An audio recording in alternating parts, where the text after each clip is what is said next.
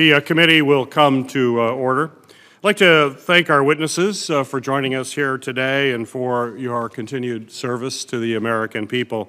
Today's hearing will examine our nation's readiness to respond to weapons of mass destruction and health security threats. The goal of this hearing is to assess the Countering Weapons of Mass Destruction Office, housed within DHS, and its ability to combat these threats.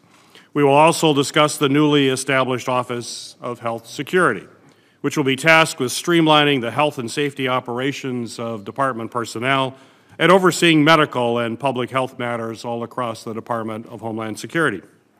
Chemical, biological, nuclear, and radiological materials, sometimes shortened to CBRN or CBRN, is an umbrella term to describe hazardous agents that can be weaponized and can cause everything from mass casualties and incapacitation to agricultural destruction.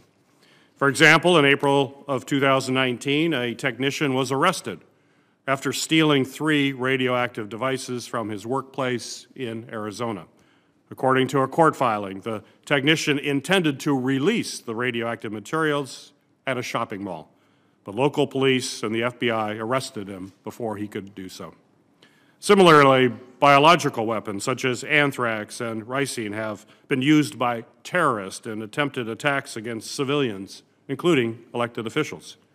As technology has advanced, the threats posed by these weapons only continue to grow and give malicious actors more opportunities to cause significant harm. The Countering Weapons of Mass Destruction Office was established to detect, mitigate, and deter these significant national security threats. Initially, the office faced serious setbacks after its creation, including unsteady leadership, low morale, and high staff turnover, among other challenges. Despite these initial setbacks, we have recently seen promising signs of the office's improvement, including better morale and feedback from stakeholders indicated by a recent GAO report. So I remain optimistic that the forthcoming structural changes in the office and increased coordination between law enforcement and state, local, tribal, and territorial partners will dramatically bolster the office's ability to tackle these challenges head-on.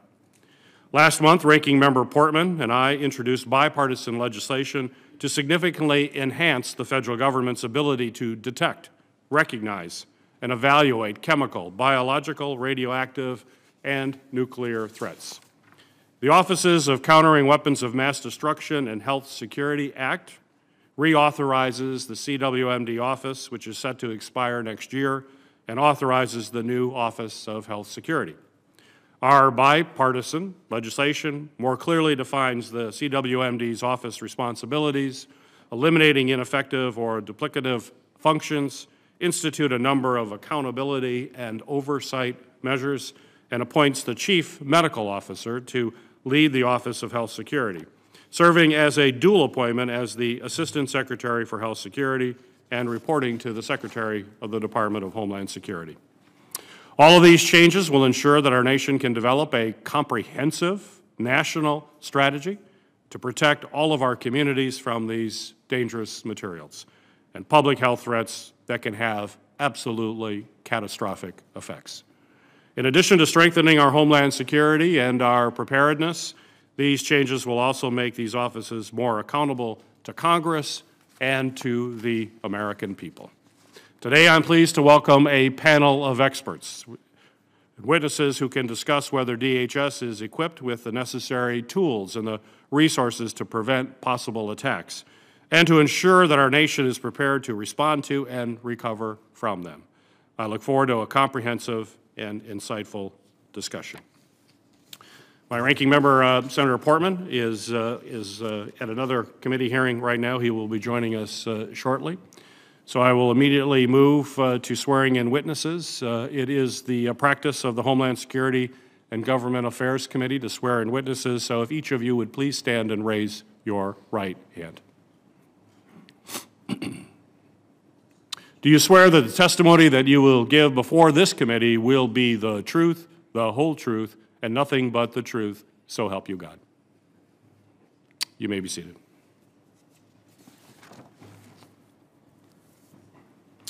Today's first witness is Gary Rasitkat, Acting Assistant Secretary for the Countering Weapons of Mass Destruction Office at the Department of Homeland Security.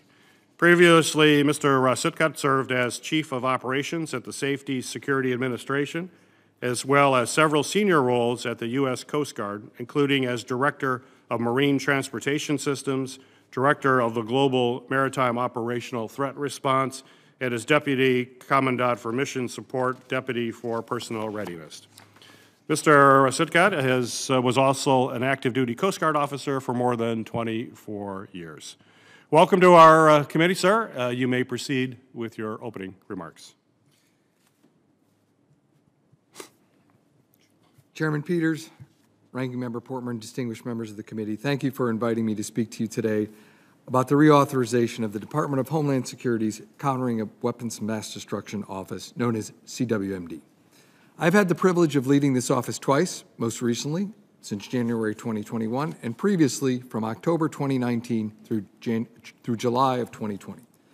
The 2018 Cwmd Act authorized the merger of two legacy offices with different missions and cultures as a means to elevate and streamline the department's efforts to safeguard the homeland from chemical, biological, radiological, and nuclear, known as CBRN, threats.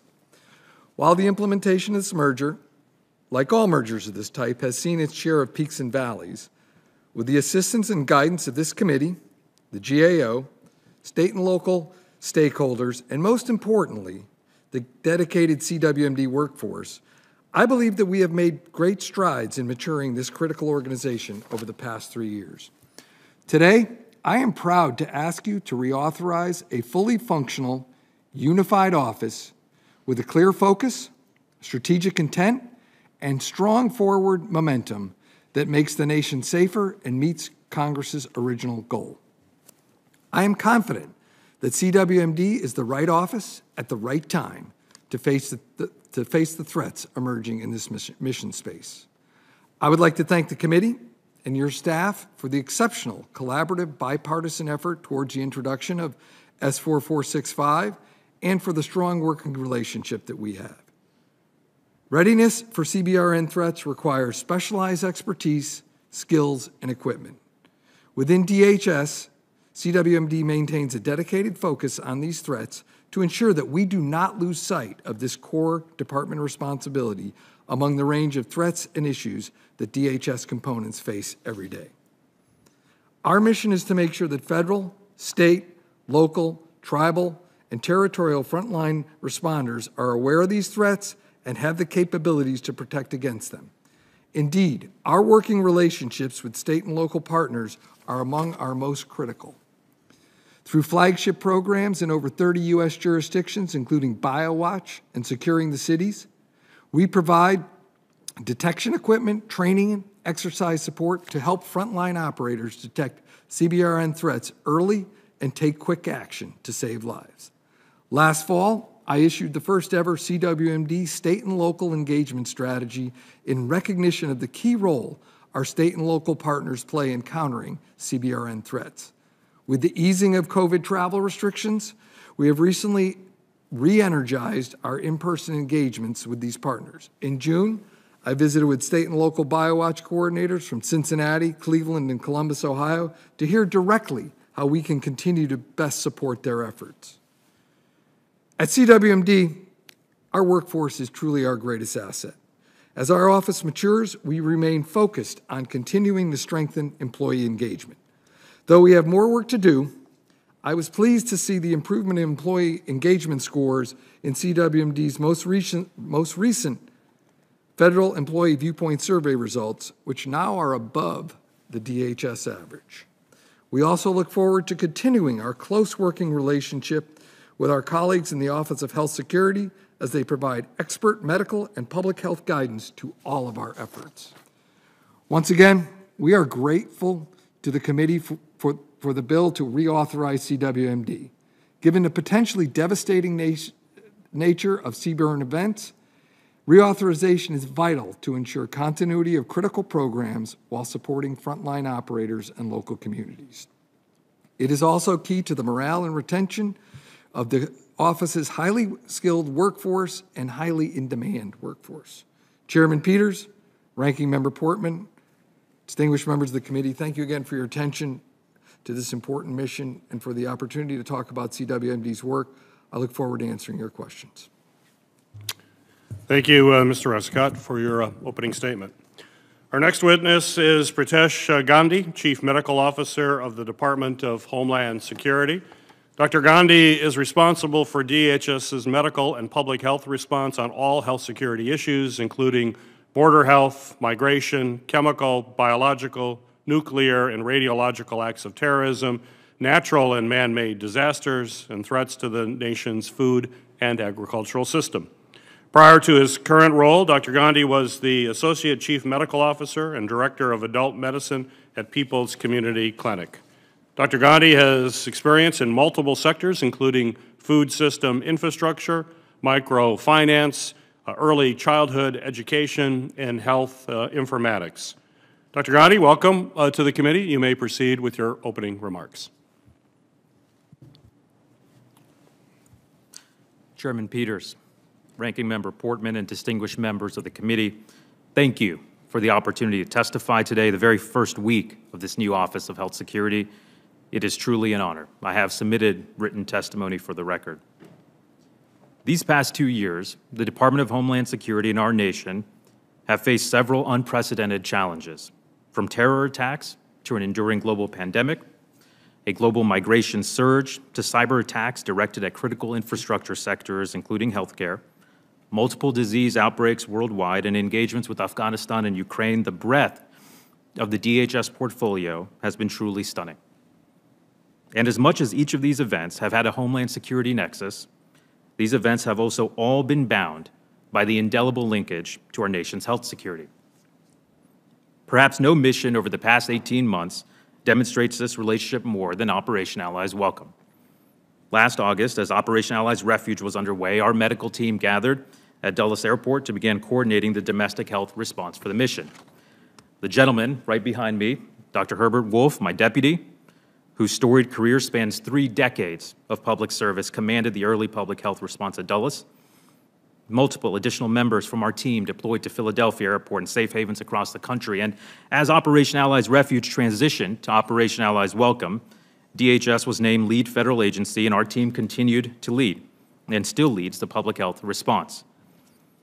Over this 11-month mission, we have worked together with the public health and medical experts from HHS, including the Centers for Disease Control and Prevention, the U.S. Public Health Service, ASPR, and the Departments of Defense and State to coordinate a dynamic, nimble, federal public health response rooted in clinical best practices to safeguard the health and well-being of the American people and the health and well-being of our Afghan guests.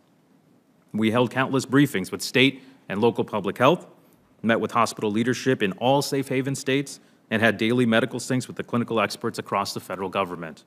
This was truly an all-of-nation public health and medical effort, and one that reflects the very best of what a coordinated federal public health response should look like.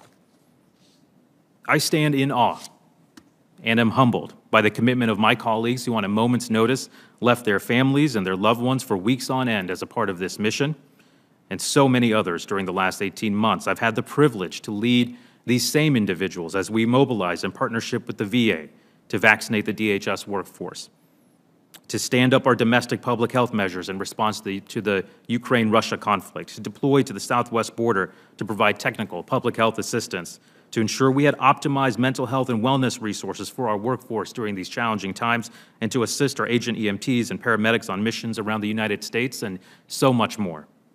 The dogged dedication of our staff and our earnest response to these challenges reflects the hope and vision of this new office, a central office that serves as the principal medical, public health, and workforce health and safety authority for DHS, and one that is grounded in agility, technical excellence, and deep relationships with our state and local partners, and a fierce commitment to protect the physical and mental health of our workforce, those in our care and custody, and our nation.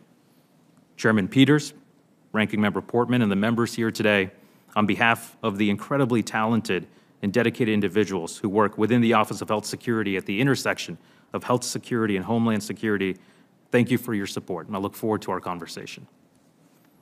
Thank you, Dr. Gandhi. Today's final witness is Tina Sherman, Director of Homeland Security and Justice at the Government Accountability Office.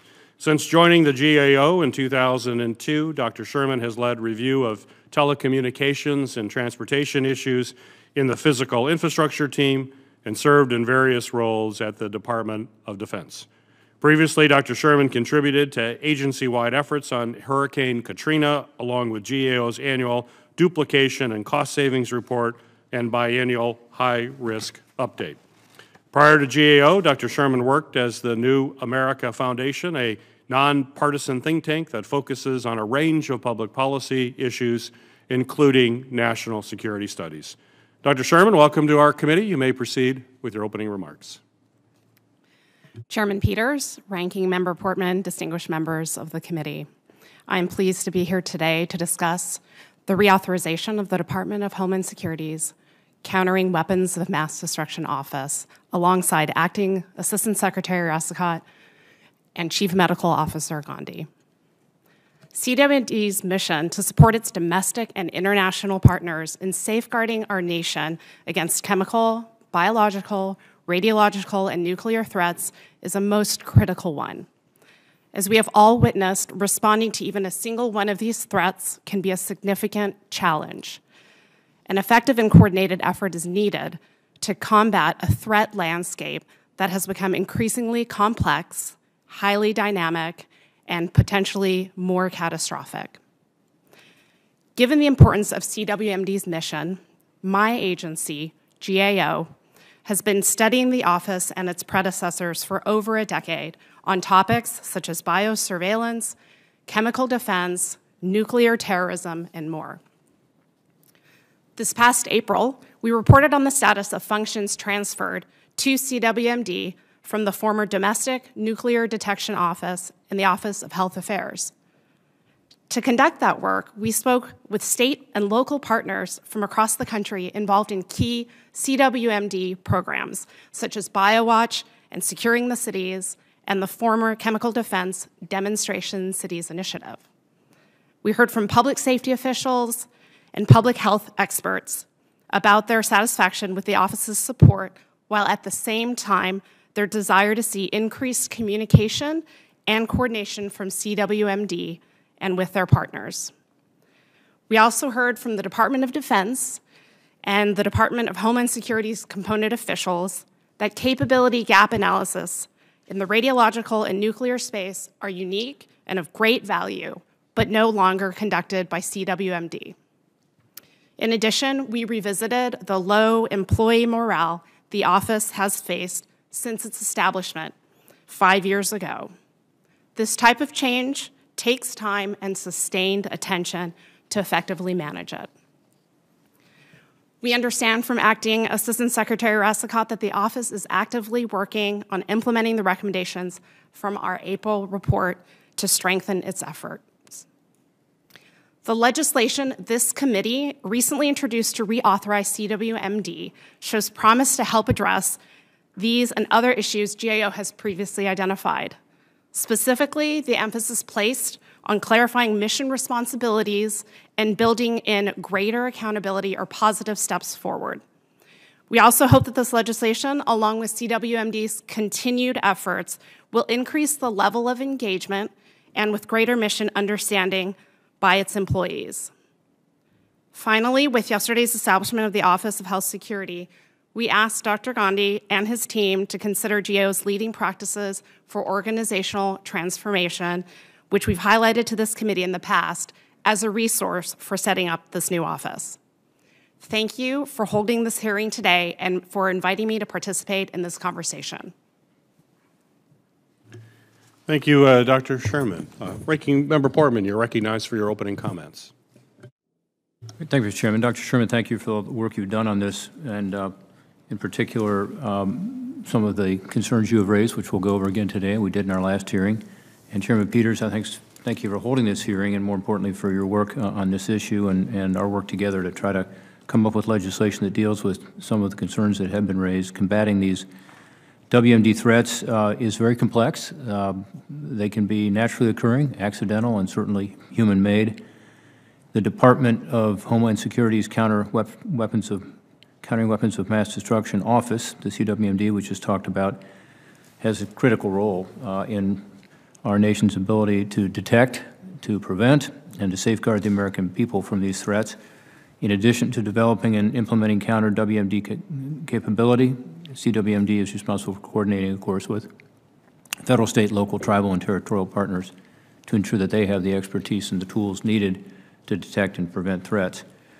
In our February committee hearing, which was called Addressing the Gaps in America's Biosecurity Preparedness, members of this committee heard from the witnesses and the panel a lot of concerns about the CWMD, about the office, ranging from employee morale, as was just talked about, to effectiveness of programs such as BioWatch.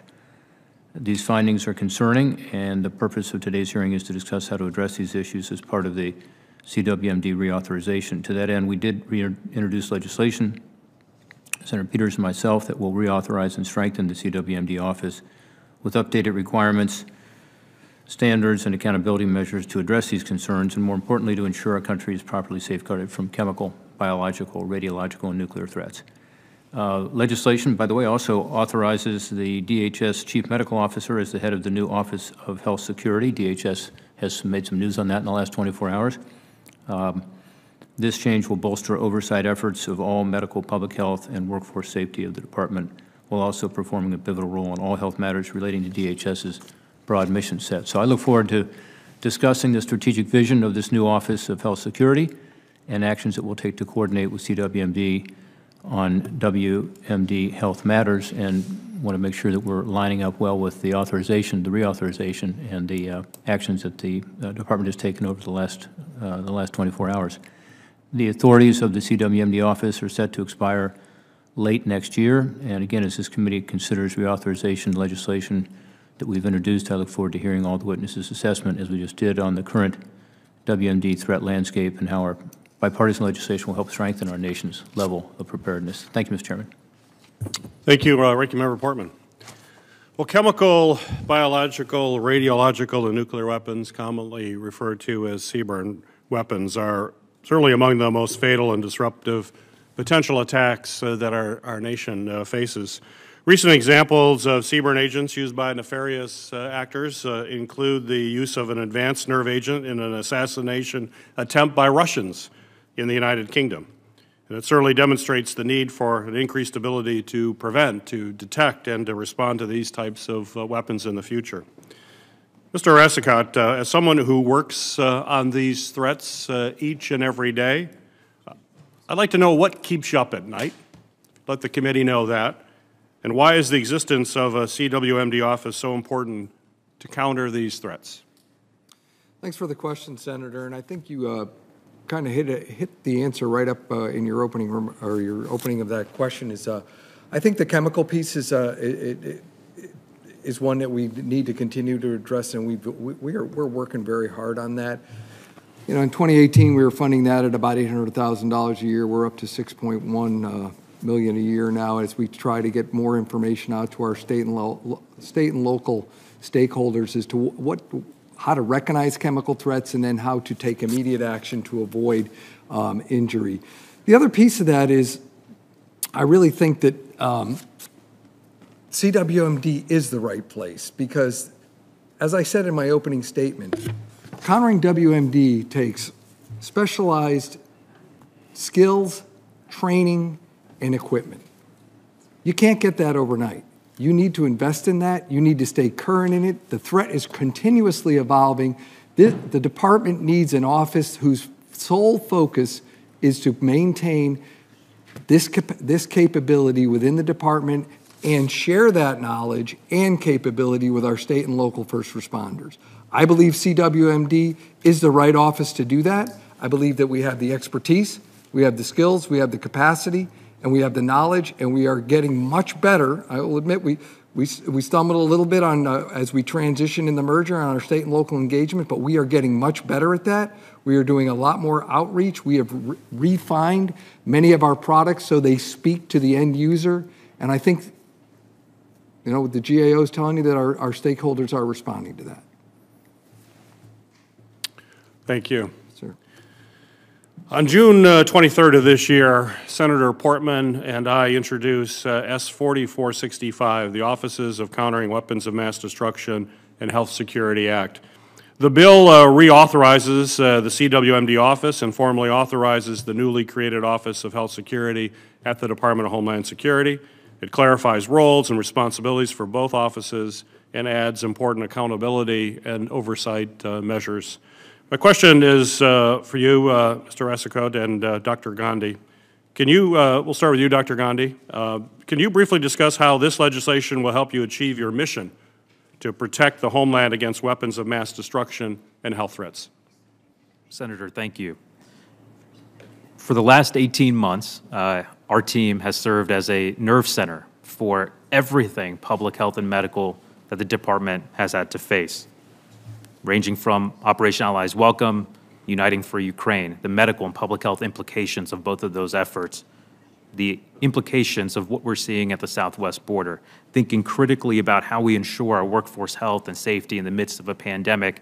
Seemingly every critical issue that DHS has engaged in over the last couple of years has had this strong public health and medical nexus, yet our responses, while strong and robust, in many respects were ad hoc, because we were working in a system that wasn't designed for the kinds of threats that we have faced over the last couple of years.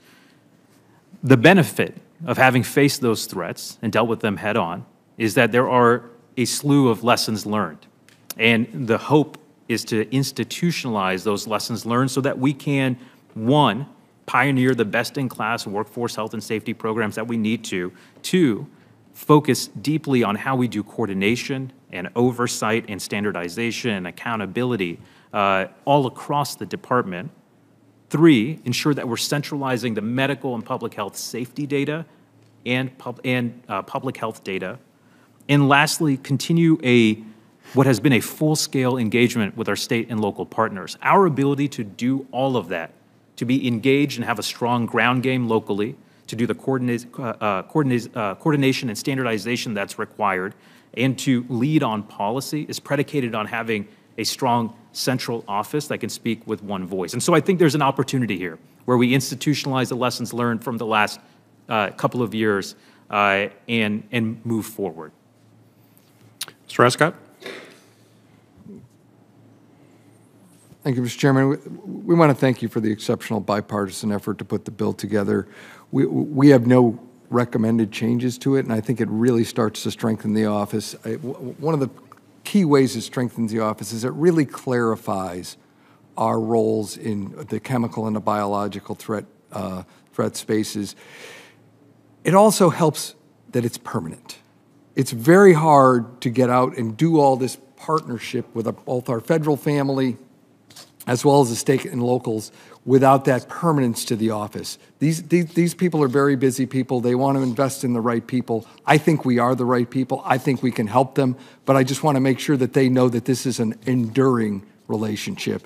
And lastly, I really like the collaboration parts of it, the advisory council that's in the bill, because we have done this on an ad hoc basis, and I think a lot of that's based on my personality, but I think we need to institutionalize that outreach to stakeholders and make it a requirement. All right. Thank you. Dr. Sherman, I believe that you've had a chance to review the legislation that Senator Portman and I have introduced, and I'd like you to comment on the potential impact of the accountability measures, included in that legislation on the Cwmd office and the Office of Health Security. Thank you. I think the accountability measures and mechanisms that are in place in the bill that was introduced are, as I mentioned in my opening statement, quite positive steps forward and can have a great impact in ensuring that the steps that Cwmd has taken and will take in the future will be aligned with its mission and with ensuring that, among other things, that engagement with state and local partners continues. So the advisory council that Mr. Rasicot mentioned, in addition to some specific requirements for the office itself, a role that GAO can play in taking a look at several different issues, as well as the national academies and the support that they would provide in the biological and chemical space, we think is all really reassuring and very beneficial. Thank you, Dr. Sherman. Senator Portman, you're recognized for your questions. Well, first of all, thanks for the help on the reauthorization bill. You all seem to like it in part because you gave us a lot of input in writing it, so I guess that's the way it should work. I do think that we need to look at it critically and be sure that it is keeping up with the times, and we did just, again, have you all set up this, this medical office that I think, you know, is entirely consistent with what we would like to authorize, but we need to be sure that that's the case. We have time to do that. This new Office of Health Security is going to perform a really important medical function for DHS, but also should continue to play a critical role as it relates to these full range of WMD threats. I guess my major question is not so much about the reauthorization, because you've answered those, and thank you, but it's about what's happened since our last hearing as with regard to biosecurity. Remember that last hearing we had some very disturbing information about what was going on with regard to the BioWatch program, the need for an updated biodetection capability. Our nation's biosecurity preparedness was one of the things that stood out for me and I think other colleagues as an area for more work. So I guess my question, Mr. Rascott, would be to you, given that the biodefense for the 21st century, the BD-21 acquisition and the deployment of an updated biodetection capability is still at least a few years away, and I want to hear from you, what is the timing on that? What actions is the Cwmd office taking right now to address the shortcomings of the BioWatch program? Thank you for that question, Senator. BioWatch provides over 30 U.S. jurisdictions with the capability to detect a biological terrorist attack in time to save lives. The technology it uses is proven, it's reliable. The coordination exercises that we do with the state and locals often serve to help improve the coordination of their response. BioWatch itself, in January, I initiated a strategic review of all of our biosurveillance programs, and in part based on the, we hear the feedback and we understand that, and we want to do the job as well as we can do it. A part of that is some near-term improvements in BioWatch. The first of three of those improvements is a greater emphasis on stakeholder engagement and visiting with our local BioWatch coordinators. I think you've read in the GAO report that they get, our people in the field meet with them all the time, but we're not hearing from the headquarters level where the program's going and how we're going to support them. So we've, in the fall last year, I signed out the first Cwmd state and local engagement strategy, and in pursuit of the objectives outlined in that strategy, we've begun our local visits again, and I was just in Columbus, Ohio, visiting with Cincinnati, Cleveland, and the Columbus BioWatch coordinators visited the state lab there just to see how we're doing in a post-COVID environment, if we can say that, but as we move through COVID, how they're doing and how our support is. The other piece is we're working with our federal partners as well as the national labs to validate, are we looking for the right agents given the emerging threats? And lastly, and this is really based on all the feedback we've received from the stakeholders, I'm exploring ways that I can give more financial support to the exercise program in BioWatch. The state and locals are picking up a lot of the tab on that. I think we can do better, so we're looking at that. On the BD-21 side, as part of that sort of strategic review, we are working with our partners at DHS's Science and Technology Directorate to do a capabilities assessment of all current and planned capabilities that will address this sort of ever-changing mission and threat when it comes to bio threats.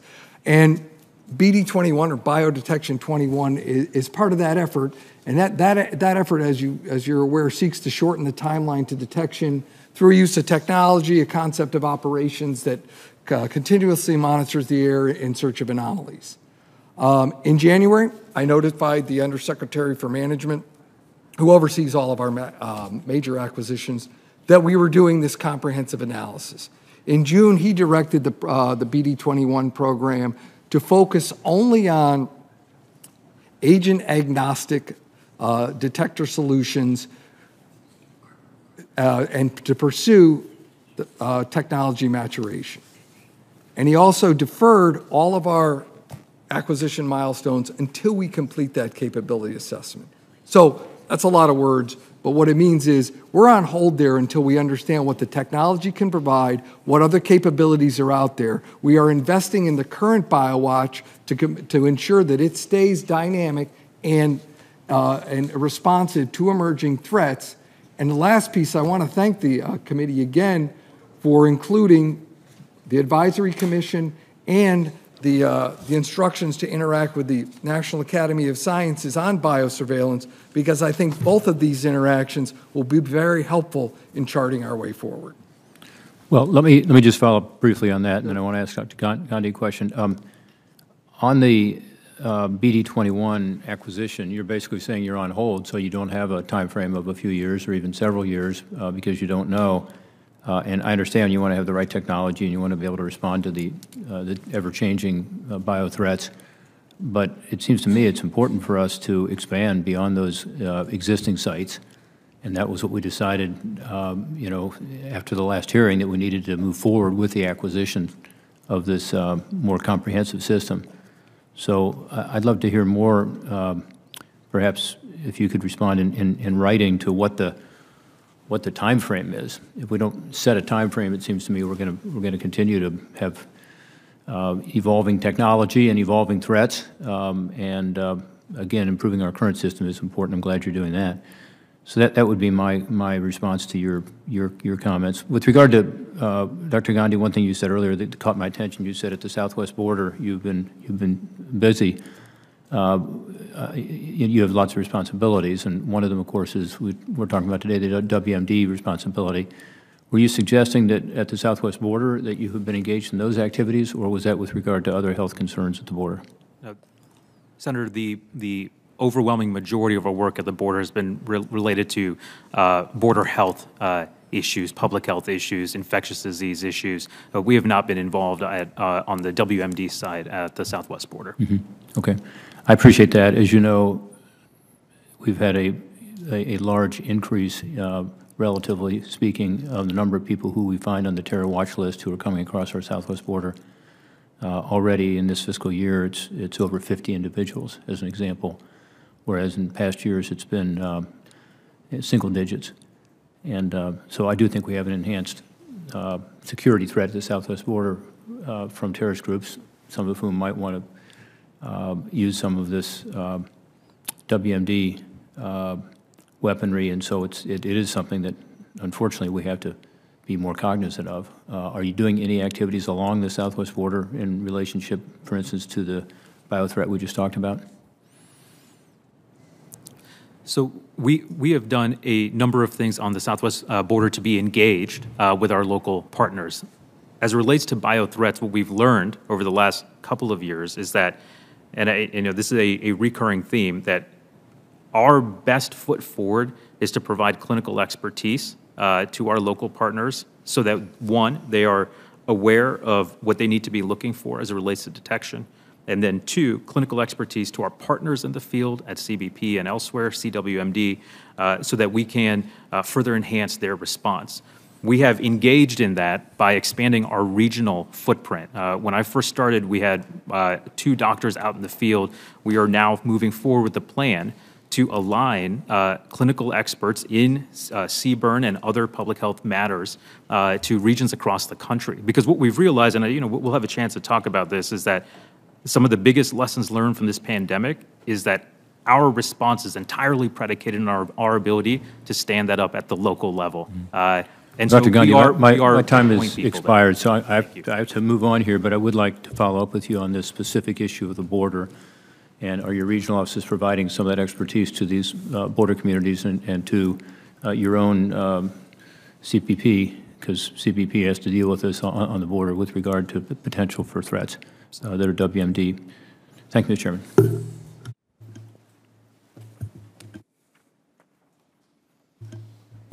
Thank you, Ranking Member Portman. Senator Carper.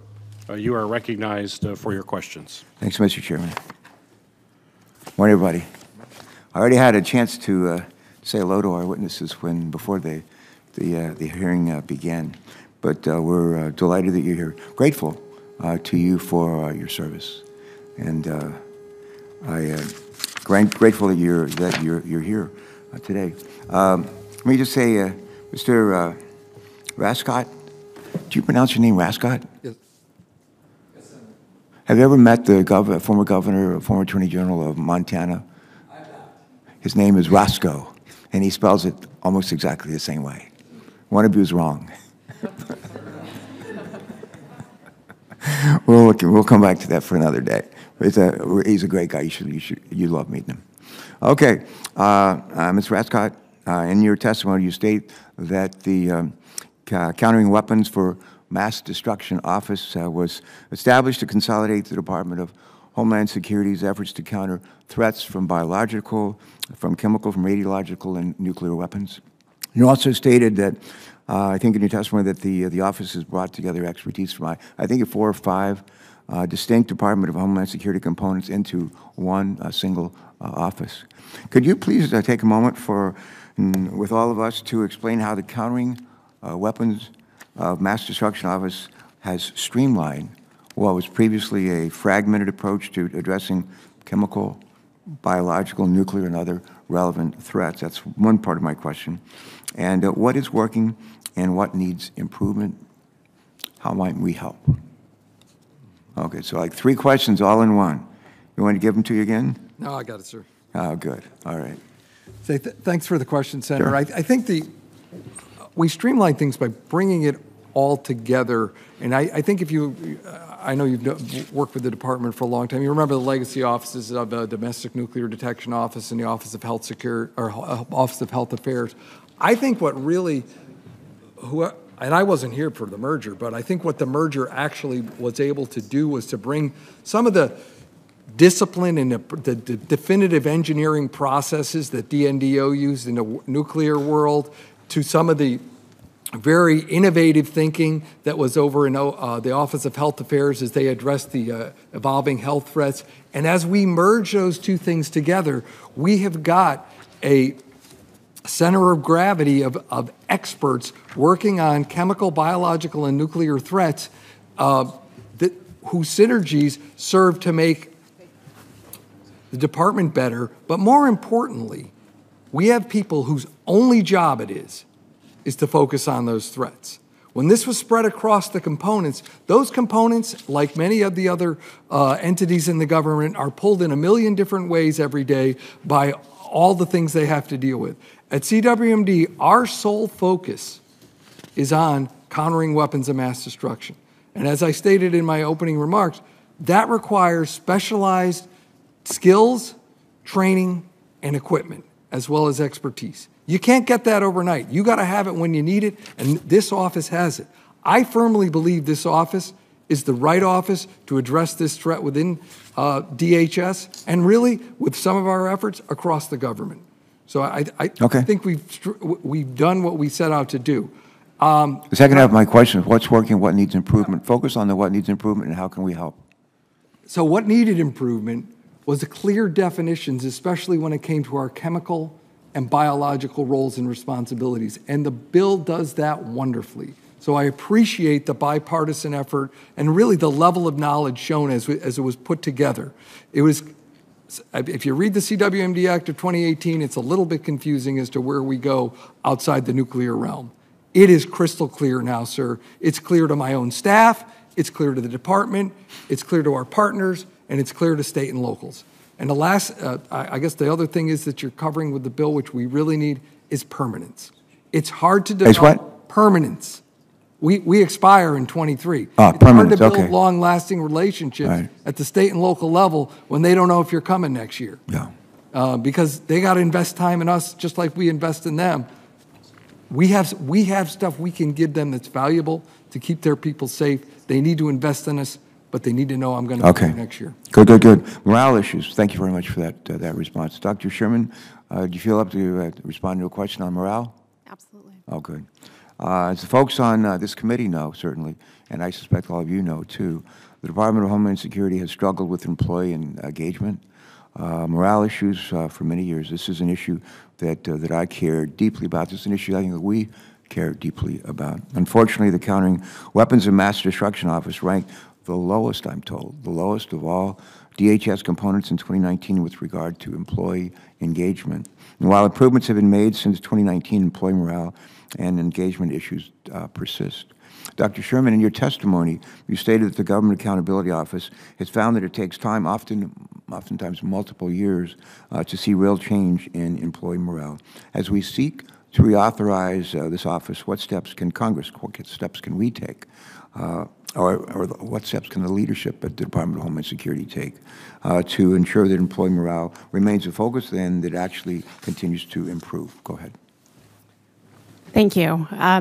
As part of CWMD's implementation plan, there are 4 guiding principles that actually really speak to and help highlight, in part, some of these issues related to employee morale, including ensuring that there's the building of a collaborative, an inclusive environment, and also working to ensure the empowerment of employees within the office. And those specific guiding principles actually align very nicely with drivers of employee engagement that do come out of the Federal Employee Viewpoint Survey, which we've been discussing this morning. We feel that CWMD, the office, has really taken steps to continue that focus. Yes, it does take time, but having conversations to identify root causes of that lack of engagement is important, and it's something that the office has done. Also, thinking about how to connect mission to employee engagement. We think that that's really important, and the office has done that as well, but we'd like them to continue to further engage, provide support, and incorporate employee viewpoints and perspectives into their activities to better, again, bring the mission with the focus on employees closer so that they feel more satisfaction. They feel as if they can see the line of sight with the work that they're carrying out, and ultimately feel more engaged with the work overall that they're providing. Good, thank you for that. I'll close with this thought. I go home almost every night to Delaware. We're like an hour and a half train ride away, and I like to go home and come back the next morning. I do customer calls all the time, to businesses, to schools, to nonprofits in Delaware. And I love asking people this question: what gives you joy in your work? What gives you joy in your work? And you know what most people say? Helping people. Helping people. And one of the things that I think it's important that we do better, maybe a better job, is for folks that are working in this area as part of the Department of Homeland Security, is that we may better connect how they're actually helping people and making a difference in the lives of those people. And I think that would help make us feel better, make them feel better about the work that they do. All right, thank you very much. Thanks for your leadership and for joining us today. Thanks, Mr. Chairman. Thank you, Senator Garber. Senator Hawley, you're recognized for your questions. Thank you very much, Mr. Chairman. Thanks to all the witnesses for being here. Mr. Resicott, if I could start with you, I want to ask you about one of the most potent drugs that is crossing our border and is flooding into my state, and unfortunately just about every state in the country, and that's fentanyl. In 2021, CBP seized more than 10,000 pounds of fentanyl. In Missouri, where I am from, fentanyl seizures are up 204%.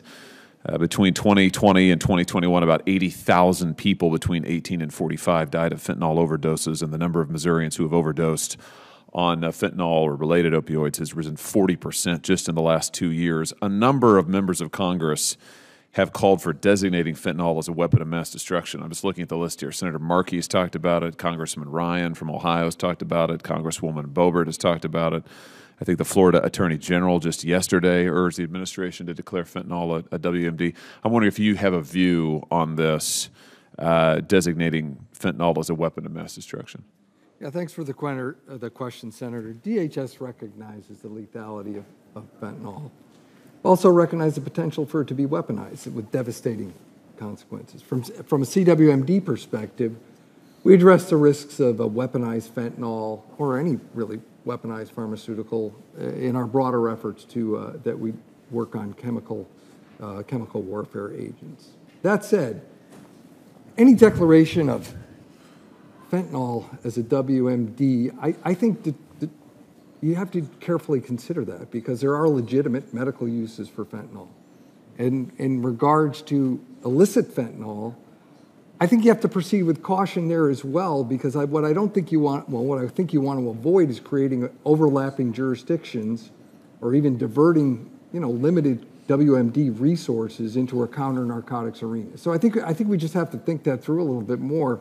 But I yield to Dr. Gandhi perhaps on some of the medical issues associated with fentanyl. Yeah, Dr. Gandhi, go ahead, and then I want to come back, Mr. Escott, to the weaponization of fentanyl. Sure. Go ahead, Doctor. Sure. No, I'll just add a couple of thoughts. Fentanyl is absolutely lethal, as we know. I've seen it in my clinical practice.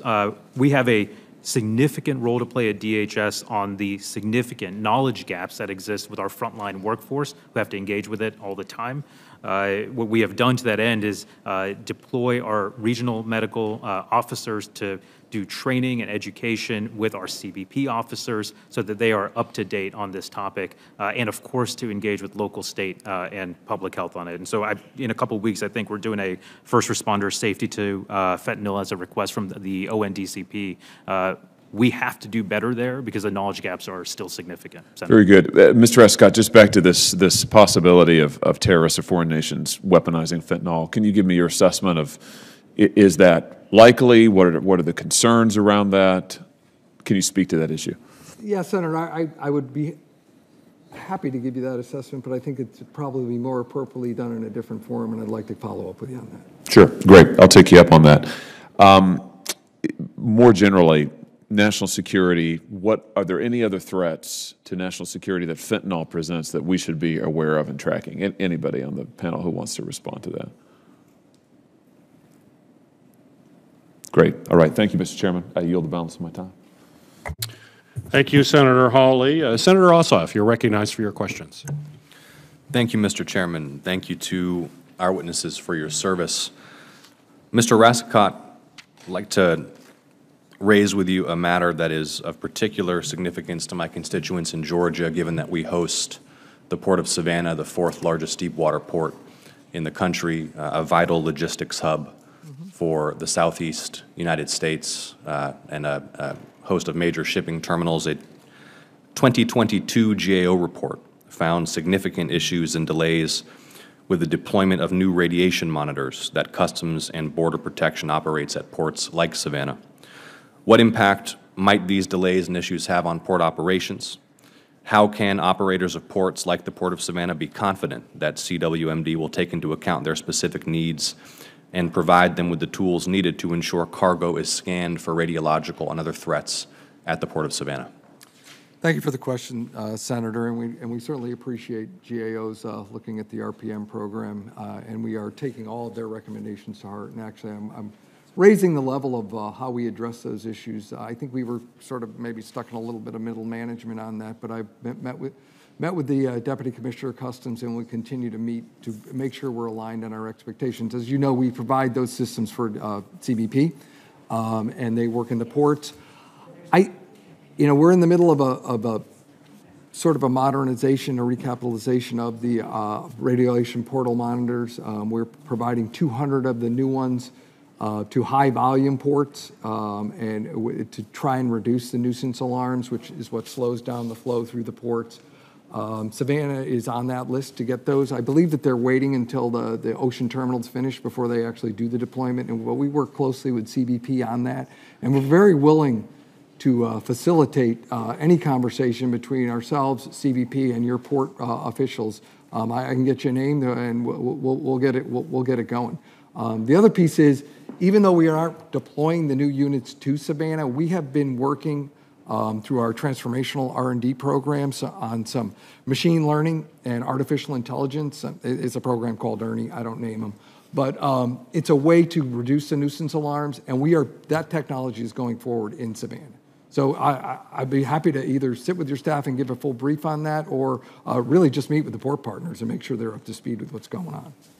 Well, I appreciate that was going to be my next question for your commitment to communicate directly with port leadership and other relevant parties at the port to ensure that those lines of communication are open? Senator, we're very willing to do that. And will you commit to working with my office to expedite as possible and practical the deployment of those technologies, whether it's the software platforms Yes. or the new hardware as possible, to ensure the Port of Savannah is secure, the people of Georgia are safe, and national security is protected? Yes. Thank you. I appreciate that commitment. I'd like to ask you as well about DHS collaboration with the Centers for Disease Control and Prevention based in Atlanta. CDC has worked closely with your office in the past, including to test air and public spaces for dangerous pathogens, and CDC is part of the BioWatch program analyzing air filters for biological threats. How can you deepen your partnerships with the CDC, and what role does the CDC currently play in your ongoing programs and activities? Actually, sir, through the COVID pandemic, I would say that we have become closer to CDC than we have ever been before. We have worked hand in glove with them and many of the travel and transportation issues that we had, be it airport screening and other things. I talk nearly daily to the leadership of CDC. I've worked with them for the airline issues, for the cruise ship issues. We also work them on biodetection issues, and they are, I spoke about earlier, we're taking a new strategic direction in biosurveillance. They're a big partner with that, as long as with the, along with the HHS and ASPR. The other piece of that is we do biosurveillance with our National Biosurveillance Integration Center. Your staffs get these reports. We put out reports on all that's going on in the world in the bio threat arena. CDC is creating a similar but complementary capability under the CARES Act. We have got people down there on the ground floor helping them with the lesson. What we don't need is we call it NBIC. We don't need two NBICs. We need another entity that does what NBIC doesn't do. So we're working hand in glove with them to make sure that we get the government gets the most out of these two surveillance centers. So I don't think our relationship with CDC can be stronger. We just signed a letter of agreement with them that will ease our support of their operations, be it at the airports or at other ports of entry, based on the lessons learned through COVID. So, and as I said, sir, I talk to their leadership nearly daily. Thank you, Mr. Rascott. And final question for you, Mr. Rascott, and also for you, Dr. Sherman, please. Over the long run, what are the potential privacy or Fourth Amendment or health privacy implications of the deployment of these sensors at scale, perhaps in some future scenarios beyond just at ports of entry? Have you given any thought to that, to the privacy implications of the proliferation of biosensors across our economy? We can start with you, Dr. Sherman. Yes, thank you. The issue of privacy with respect to the biosensors is not something that we looked closely at as part of our review in April. So if you'd be willing, I'd like to take that question back and provide a response to your office. Certainly. And Mr. Rascott, thank you, Dr. Sherman. And Mr. Rascott, just based upon your experience and expertise, I'd invite you, even if it's not something that you've recently committed deep thought to give the committee a sense of how you approach that issue and how you consider it.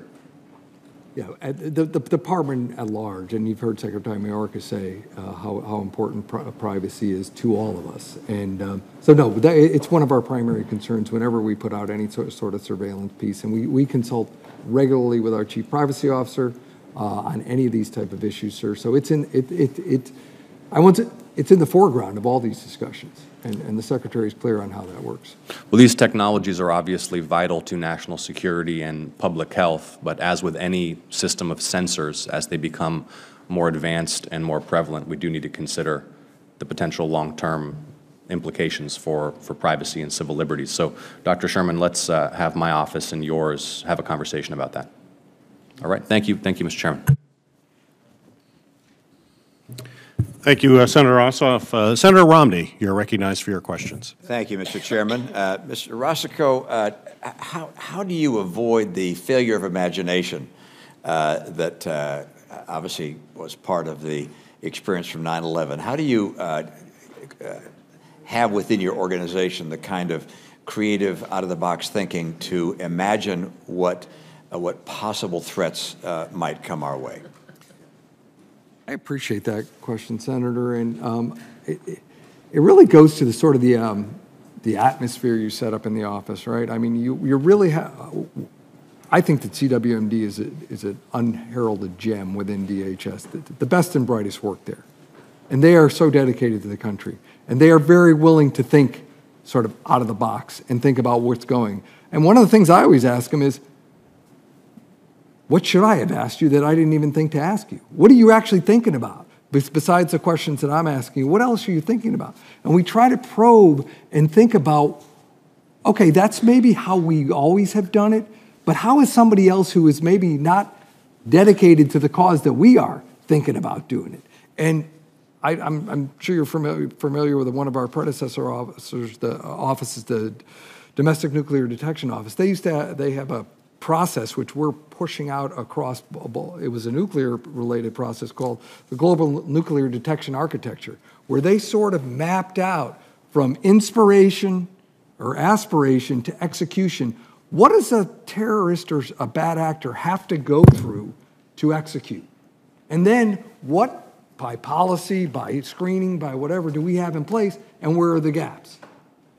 That's atrophied a little bit, but we're re-energizing that thinking, and we're pushing it out across chemical and biological threat streams. I think, because it all comes down to human behavior, right? Technology is one thing, but if you know how the human's going to behave going across the spectrum of aspiration to execution, you can find a way to stop them. Well, I would think as well that there would be some benefit to probing and listening to people outside of government. Oh, absolutely. And having some of the, if you will, not just brilliant thinkers, but just individuals of all kinds suggesting the kinds of things that you might need to look for and consider. I hope our eyes and ears are attuned to what people outside government are thinking about as potential threats or vulnerabilities. And Senator, that's why I'm so pleased with the bill, because it institutionalizes an advisory council. It mandates that we will consult with our peers in the government, outside the government, academia, industry on a regular basis to understand what they're seeing. We do that now, but my concern is it's a little bit personality-based. It needs to be institutionalized so it's done in a repeatable, reliable fashion. Now, I understand that sensor technology and capability to determine what kinds of attacks might occur, what types of attacks have occurred, is a big part of what you do. To what extent are you also involved in thinking about how to respond to or mediate the conditions, the health conditions, for instance, if an event were to occur, whether it's nuclear, biological, chemical? Does your organization get involved in actually thinking about how to protect the public in the event of an event of that nature? So actually, Senator, if you don't mind, I'd like to defer that question to Dr. Gandhi, because that really is the focus of the Office of Health Security. All right, Dr. Gandhi? Senator, thank you. So we are very focused on ensuring that we are expanding the clinical experts in our office who can provide counsel to Cwmd and work hand in hand with our partners across the federal government to deal with that response. So whether it's our partners at ASPR, at HHS, or our partners with FEMA. We have clinical experts now who have expertise in chemical response, biological response, rad nuke response. The gentleman behind me is skilled in biodefense. And so our role here is to provide that counsel, not just to our federal partners, if and when one of those attacks happen, but also to our state and local partners. And we participate in exercises across the country, preparedness exercises, again, with our partners and then with those across the federal family. Are there any lessons that you've learned from our response to COVID-19, for instance, that inform your own planning and have adjusted your own planning as a result of what we learned from that ongoing pandemic? Sure. Senator, perhaps the two most important lessons are, one, that the local ground game matters. I think you've heard often that there's at times little you can do with a screwdriver from Washington to what's happening at the local level. You know, we've spent last year I spent nearly 3 months on the road, and I realized in that process that if we do not equip our local and state partners with data, information, resources, and best practices, we are doing a disservice.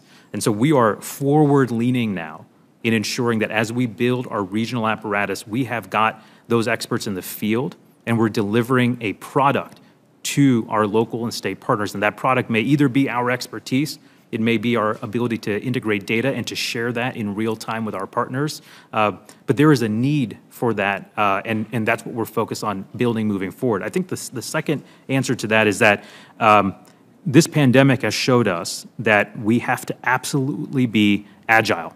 You know, in medicine, we often talk about doing QI work. So when we see a problem we want to improve, we take a plan, do, study, act approach. We plan something, we execute. We study the results of that. And if that doesn't work, we repeat. And so this pandemic has, for us, moving forward for OHS, has ingrained in us the importance of having that quality improvement, that plan, do, study, act mentality, so that we never get stuck or too ingrained in our practices, because the pandemic is dynamic, threats to our homeland are dynamic, and our responses need to be dynamic moving forward, and that we're hoping to institutionalize that in the thought process of this office. Great. Thank you. Mr. Chairman. Thank you, Senator Romney. Senator Rosen, you're recognized for your questions. Well, thank you, Chairman Peters, and appreciate all of you being here today and for the work that you're doing. I'm going to build a little bit upon what's already been discussed, and specifically on monitoring and detecting our biological threats, because Las Vegas is the entertainment capital of the world. We feature world-class hotels, fine dining, live entertainment, lots of special events, conventions. We're about to have a Super Bowl in a few years, and those things attract tens of thousands and sometimes hundreds of thousands of people to our town. It's our strength, but it makes us a target for bad actors, including those who really like to use biological weapons, which, if unleashed, could have devastating impact on the large concentration of people closely clustered on these sites just on and off the Las Vegas Strip. So, Assistant Secretary Rascott, as you know, biological attacks remain a significant threat as our nation-state adversaries and terrorist groups continue to bolster their biological weapons capabilities. Through the BioWatch program, Cwmd, you do lead the effort to effectively prepare for, detect, and respond to those bioterrorism threats to the homeland. However, GAO has questioned Cwmd's ability to implement BioWatch effectively to detect aerosol attacks. So specifically, in 2021, the IG report says BioWatch only monitors and detects 16 of the 14 biological agents known to be threats. Only 6 of the 14, excuse me, not 16. So what are you doing to expand the capabilities to monitor and detect all 14 agents known to be threats and help us protect against these aerosol attacks? And what's your estimated timeline to do that? Well, ma'am, Senator, thank you for the question. As you know, BioWatch provides over 30 U.S. jurisdictions with the capability to detect a biological attack in time to save people's lives. The technology is reliable. It's proven. Also, our exercise and training program enhances the state and locals. Do you work with the state and local partners on this training? We do. Thank you. We provide training. We provide exercises through our jurisdictional coordinators who are out there in each of the 30 jurisdictions. Specifically, well, let me take a step back. In January, we decided to we initiated a strategic review of our entire DHS's entire biosurveillance program, and part of that review was a very hard look at BioWatch, where we are and where we need to go. One of the things there are 3 things where we're going in BioWatch. One, we're enhancing state and local coordination. I think COVID was a little bit of it to do with it, but it's more than that. So we're out there. In the fall, I issued the first ever Cwmd state and local engagement strategy in support of those objectives. We met with all the BioWatch coordinators from across the country in April, explained to them what the program direction was for the rest of the year, solicited their input as to what they needed in a post-COVID environment to continue monitoring. Specific to your agent question, we are partnering with HHS, FBI, and other federal partners, as well as the national labs, to validate the current agent list and see where we need to go with regard to emerging threats. Now, there's a couple of schools of thought on emerging threats, so that's why we're bringing in people from outside of our own organization to make sure we get the full picture.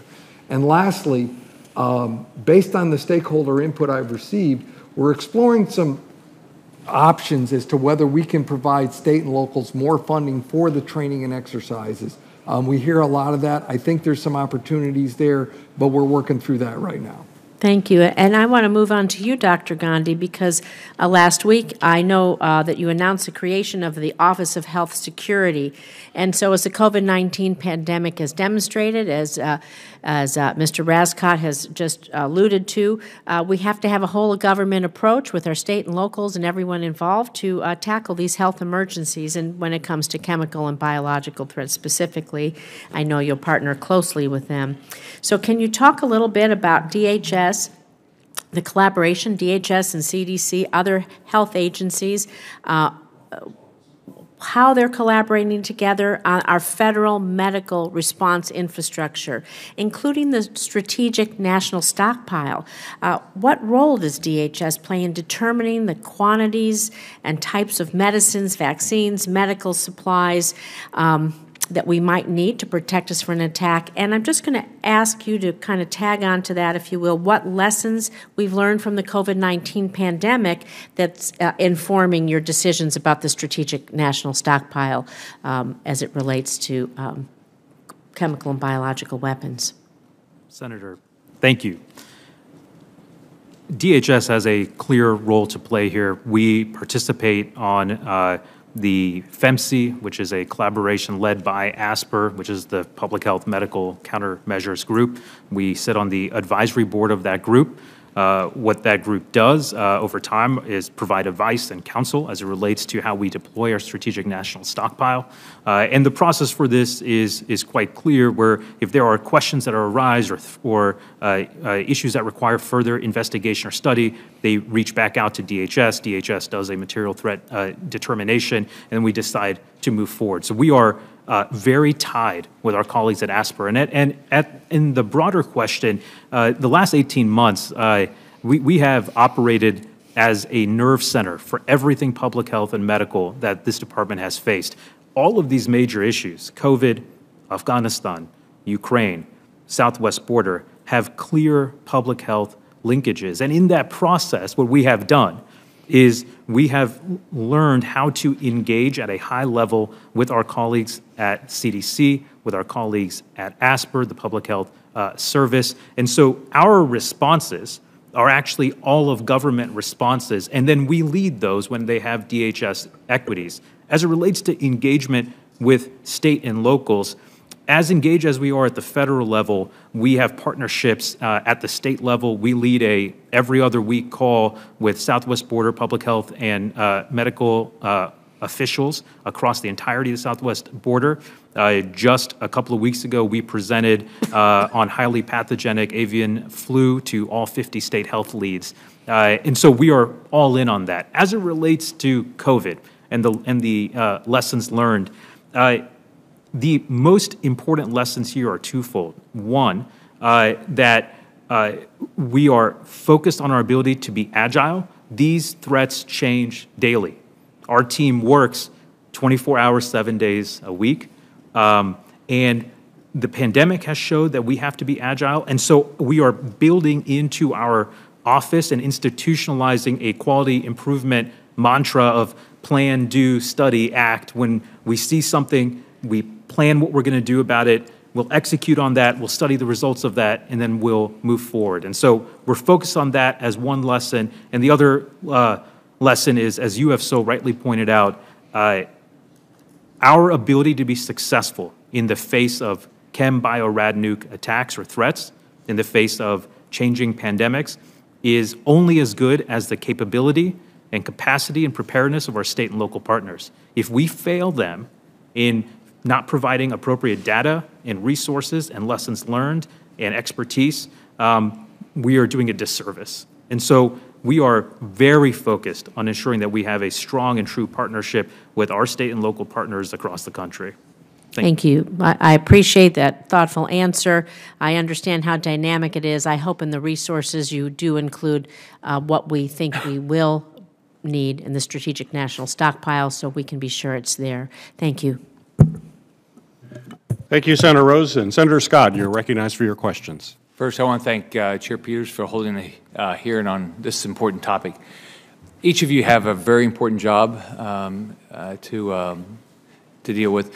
Do you guys go to the office every day, and what percentage of how many people work for you, and what percentage go to work every day in the office, or are people still working at home?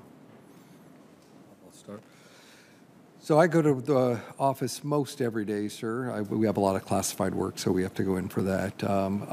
Right now we have 229 people on board out of 265 authorized positions, about 86% fill rate. You know, we're very focused on hiring, but it's a tough market out there. We've hired 18 people this year.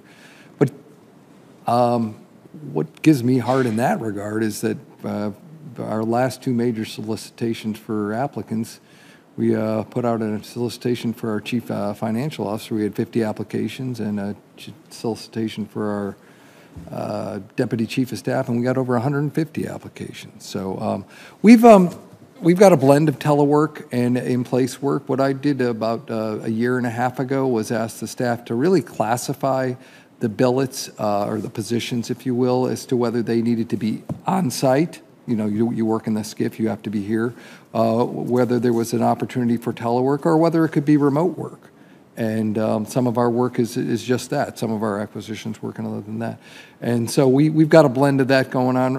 And we recently just moved. We were over at Vermont Avenue, and we moved the entire staff. It's about 400 when you add in the contractors over to St. Elizabeth. So that was it was a big event for us over the springtime. But I think people are adjusting to the new environment. And, the surges in COVID offer a little more challenge to making sure you get everybody in, because, we were going to have an award ceremony, and it turned out the entire team putting the awards together came up positive COVID, so we had to postpone it. That was going to be a big in-person event. So I think like the rest of the government, we're moving forward as best we can, or I would just say the rest of the business world as well. There's fits and starts, but I think we're getting back to normal. So what percentage are coming in on a daily basis? I would say about 30% probably.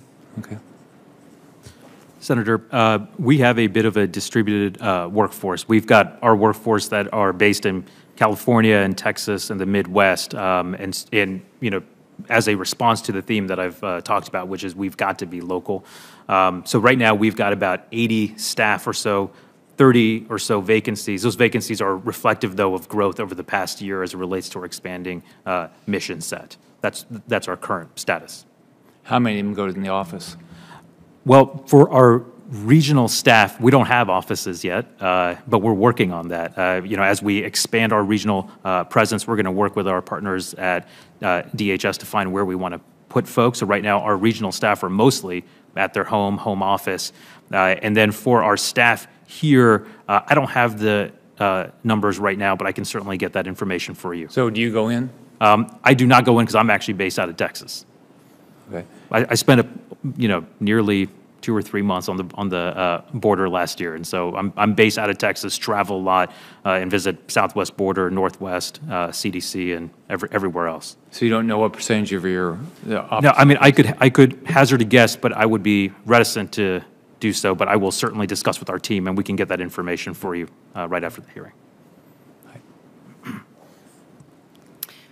We're an agency of approximately 3,000 individuals, and the return to work has been slow to date. We have individuals who come in on a regular basis similar to Mr. Rassikoff, take care of work on classified issues or other efforts that require them to be present and to be in the office. One thing that we have steadily increased in, I would say, the past 6 months or more is a growth in travel to be able to go to locations and carry out our work, to be able to talk to, for example, state and local officials about a range of issues, including the ones that we're discussing today, to get a better understanding of the work that they're carrying out. I don't have a specific number that I can give you. It's something that I can come back to you with. in terms of how many individuals on a regular basis are coming in. Do you go into the do you go in the office every day? Not every day, I don't.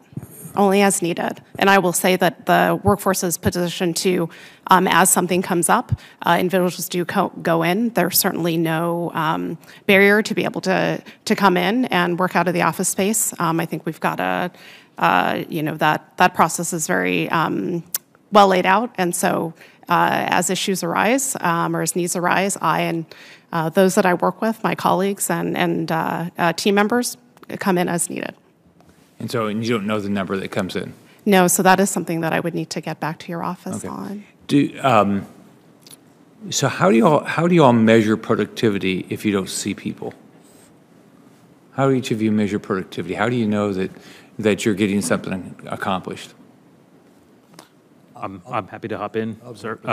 We are absolutely a mission-focused office, and so as we look at the last 18 months and engage on where we've been, Ukraine, Afghanistan, southwest border, what we're doing with medical counter measures, all of our programs require a profound dedication to the work and real deliverables. If those deliverables aren't met, and we're not meeting our metrics, our key performance metrics, we know. We follow those very closely. So we've laid out a clear approach to what people are working on, when that work is due, what their reporting mechanism looks like, and how we hold people accountable on a regular basis. We don't have an option of failure given the kind of nerve center approach that we have to take. So we are very aware and engaged all day, every day, every week.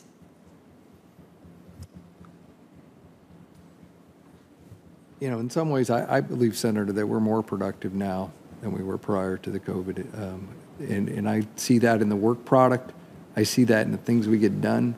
I also saw it, in the height of in the pandemic, I'm watching conference calls go on at 8 and 9 o'clock at night. I'm like, guys, let's take a break here. I know it's important work because we do important work. But we really need to just work the core hours that we worked when we were in the office, because I can't have you burning out. I think this thing's going to last, and it's lasted a little longer than anybody thought, right? But I think I have seen higher productivity within our office based on products, our instructions, written products, the things that we do, the things that we provide the field. I think the productivity is higher because, one, I don't think there's a lot of time wasted commuting. People are working their hours. And you missed my comments earlier, but the Cwmd workforce is really, I consider it to be one of the unsung gems within the government. It's the best and brightest, and these people are dedicated to doing their work. So it's not about where they sit, it's about what they do. I'll try to go quick here. I see my team members on a regular basis, if not daily, certainly several times a week. But I will say that in terms of productivity, we have individual performance measures that we revisit on a regular basis within the agency. And then we also have agency-wide performance measures that we publicly report on every year. And while I think that 2020 year was very challenging, the productivity levels of the reports that we issue, the briefing assistance that we provide, and other support to committees, including this one, and also testifying at hearings, we report out on those numbers every year, and they've remained relatively consistent. So I would say the productivity levels are something that we are constantly focused on and are measuring to ensure that we are providing the service to Congress that it needs. Thank you, Chair Peter. Thank you, Senator Scott. Well, I would like to take this opportunity to thank our witnesses for joining us here today and for your testimony. Congress must do its part to ensuring that we are better prepared for weapons of mass destruction and health security threats, including by passing legislation that Ranking Member Portman and I introduced that authorizes the Cwmd office and the Office of Health Security. As mentioned earlier, we plan to mark up this important legislation in the next few weeks. To all the witnesses, we look forward to our continued work together to improve the federal government's ability to prevent, to detect, and respond to these types of threats. The record for this hearing will remain open for 15 days until 5 p.m. on August 3rd, 2022. For the submission of statements and questions for the record, this hearing is now adjourned.